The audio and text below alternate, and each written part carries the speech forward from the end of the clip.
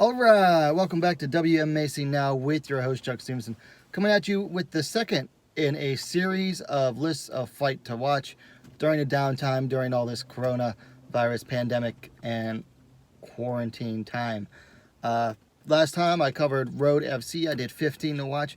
This list is going to be a little shorter. It's 10 fights to watch from Japanese promoter RIZIN FF. RIZIN first started promoting women's fights back in, I believe, 2015, within their first year. And since then, they've crowned one champion. They've had a couple fights headlined by ladies, or a couple events rather, and they've had some generally exciting, well matched up fights, and some bad ones in there too as well. But point is, they're out there, they're putting on women's fights, and a lot of them are pretty darn good. Now this list is in chronological order this time, so you don't have to necessarily watch them in the order I present them. You can watch them in whichever order you want. I presented these in chronological order, makes it a little easier to know when the fights happened. Alright, so starting off with number 1, Reina versus Giuliana Valentino at RIZIN World Grand Prix 2015 in September of 2015. This fight marked the debut of Reina Kubota. She was a longtime shoot boxing star over in Japan. Shoot boxing is described as standing vale tudo. It's kickboxing with standing submissions and takedowns. And this marked her MMA debut, which a lot of people have been waiting a long time for. So definitely a fight worth checking out. Next up, Kaneko Murata versus Natalia Denisova at RIZIN 1 on April 17th of 2016. Definitely want to check this one out. Murata is currently the Invicta FC strawweight champion. She won that title last year. And this was her pro debut against Denisova, who was 4-1 at the time. A lot of hype, a lot of excitement leading into the debut of Murata based on her wrestling credentials in the strawweight, and that should be in the strawweight division. Right, number 3, Reina versus Andy Nguyen at the World Grand Prix 2017 Autumn event on October of 2017. This is worth watching because, well, 2 reasons. 1, it is the first female fight to headline a RIZIN event. And 2, you got to check out the body strikes that Reina finishes Andy Nguyen with in the first round. Very nice finish there from Reina. And Andy Nguyen had her in some trouble earlier. She had a standing back take and had Reina in a little bit of trouble there. So good fight to watch. Number 4, King Reina Miura versus Cindy Dandois at the World Grand Prix 2017, December 29th of 2017. This was marked by King Reina's first actual step up in competition. Before then, she had mostly been fighting debutantes or fighters with only one fight to their name, and this marked her first step up rather, like I said, in competition. Excuse me, against Cindy Dandois. It didn't go King Reina's way, but it was a good fight to show that, where she was at in her game. Number 5, and yeah, you're probably getting sick of seeing her name already. Reina versus Kana Asakura, fight number 1 at the World Grand Prix 2017 and New Year's Eve 2017. This was the final of the RIZIN Super Atomweight Women's Grand Prix. The fighters had to win 3 times to win this, including 2 fights in one night for the final. So very exciting. It seemed like these two were destined to meet each other, so there was a lot of anticipation going into this final. They were on opposite sides of the bracket, and they defeated their successive opponents. So there was a lot of excitement over which of the 2 up-and-comers would win this Grand Prix. Asakura came out the winner and a new star for RIZIN, so after a first-round sleeper choke. So definitely one to check out. Which leads straight into number 6.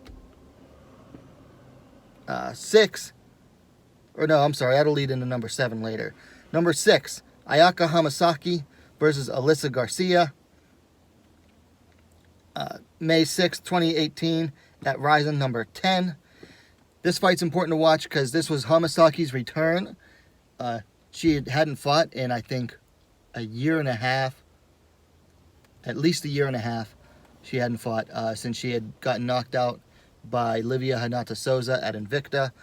She's returning to atomweight here, taking on Alyssa Garcia. Alyssa Garcia came in with a losing record at the time, but she put on a hell of a fight against Ayaka Hamasaki. Definitely was not expected to be a close fight, but it ended up being one. Okay, so then that brings us to number 7. Reina versus Kana Asakura, number 2 at RIZIN 11. 29 July 2018. This was obviously a rematch. And one thing that was interesting leading up to this fight was that Reina had come back after the first loss. She'd gotten an easy win in RIZIN, or I think shoot boxing, after suffering her first loss. Got an easy win. Came out to the ring at one of RIZIN's events and called out Kana Asakura for a rematch. And the Japanese fans did not take kindly to her basically demanding a rematch that fast. So Reina sort of became a villain overnight. Like, she did a full heel turn. Rather smartly, too. I mean, she took to it well. She came out for this fight with some sinister music before the start of her regular walkout music. She had on all black, and she sort of copied the old WCW NWO thing. She had RWO shirts on for Reina World Order. So that was very interesting. This one went all the way to the decision. It was a darn good fight between these two again. Which moves us to number 8. Kana Asakura versus Ayaka Hamasaki at RIZIN 14, December 31st, 2018. This was for the inaugural RIZIN Women's Super Atomweight title. Asakura was the Grand Prix winner the previous year, and this now marked that the division had an official championship. Much anticipated between the young upstart Asakura and the long-running top fighter of the division, Ayaka Hamasaki.